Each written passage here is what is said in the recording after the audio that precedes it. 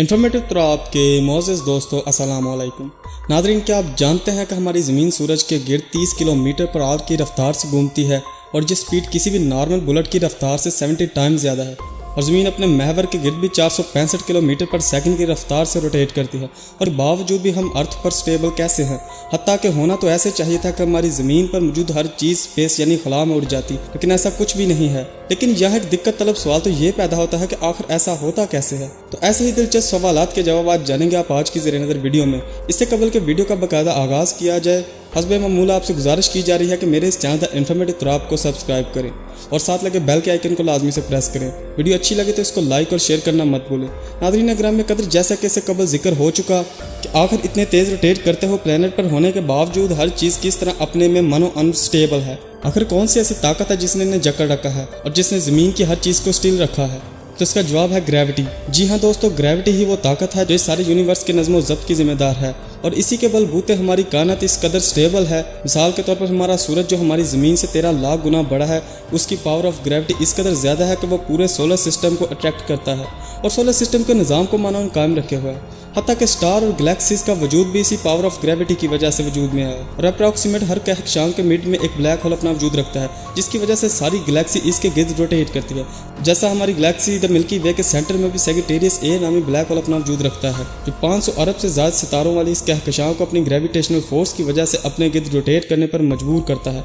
दोस्तों, ग्रेविटी ही वो फोर्स है जो ज़मीन पर मौजूद हर चीज़ को अपनी जानब अट्रैक्ट किए हुए है। हमारी पूरी कायनात इस फोर्स की वजह से चल रही है। इसके बगैर एक लम्हा भी ये कायनात स्टेबल नहीं रहेगी। मिसाल के तौर पर हमारे निज़ाम शमसी में अर्थ, जुपिटर, सैटर्न, मार्स ने दूसरे प्लैनेट्स भी अपने मून्स रखते हैं। इसी ग्रेविटी की वजह से ये मून्स इसके मदार में रोटेट करते हैं। बे नहीं, हमारे सोलर सिस्टम में मौजूद तमाम सियारे, एस्ट्रॉयड, गैसेज, मून्स ये सब सूरज के गिर्द रोटेट करते हैं, क्योंकि हमारा सूरज बहुत ज़्यादा मैसिव ऑब्जेक्ट है और ये हमारे निज़ाम शमसी का 99% मास रखता है।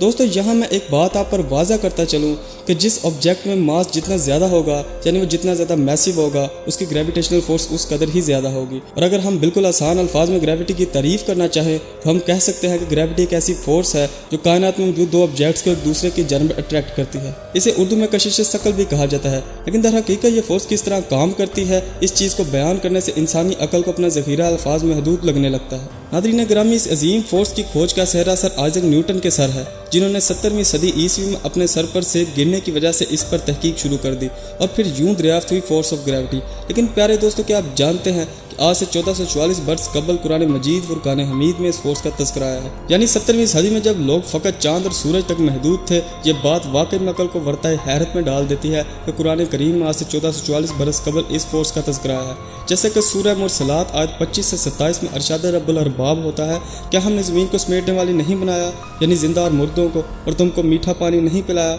और हमने इसमें बड़े बड़े पहाड़ रख दिए। नाज़रीन ग्रामी कदर, इससे बेहतरीन अल्फाज ग्रेविटी को बयान करने के लिए हो ही नहीं सकते। जैसा कि अल्लाह ताला ज़मीन को समेटने वाली या खींचने वाली फरमा रहे हैं और जिंदा और मुर्दों से मुराद इंसान, जानवर, चांद और एस्ट्रॉयड्स वगैरह हैं, जिन्हें ज़मीन मुसलसल समेट कर अपनी जानब अट्रैक्ट कर रही है। नाज़रीन ग्रामी, न्यूटन ने ग्रेविटी का कॉन्सेप्ट तो दिया, लेकिन असल में वो काम कैसे करते इसके बारे में सर आइज़ैक न्यूटन कुछ नहीं जानते थे। लेकिन इनसे चंद साल बाद आइंस्टाइन ने इस मसला को भी दिनों रात की तगो-दो के बाद ख़त्म कर दिया।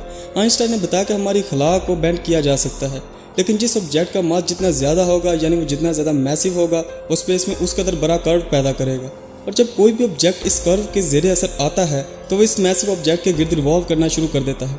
और जब कोई भी दो ऑब्जेक्ट्स एक दूसरे को ग्रेविटी के बास अट्रैक्ट करते हैं तो वो स्पेस में लहरों को जन्म देते हैं, जिस तरह पानी में चलती हुई बोट्स वेव्स को पैदा करती है। नाज़रीन ग्रामी, अगर हम पानी को स्पेस और बोट को सितारे, सियारे, कहकशाएं मान लें तो ये भी स्पेस में बोट्स की तरह ही तैर रहे हैं और वेव्स को जन्म देते हैं। यह एक बार फिर अकल वर्ताए हैरत में गुम हो जाती है। क्या आप सोच सकते हैं कि इसका जिक्र भी आज से 1400 बरस कबल कुरान करीम सूरह अंबियात नंबर 33 में मौजूद है।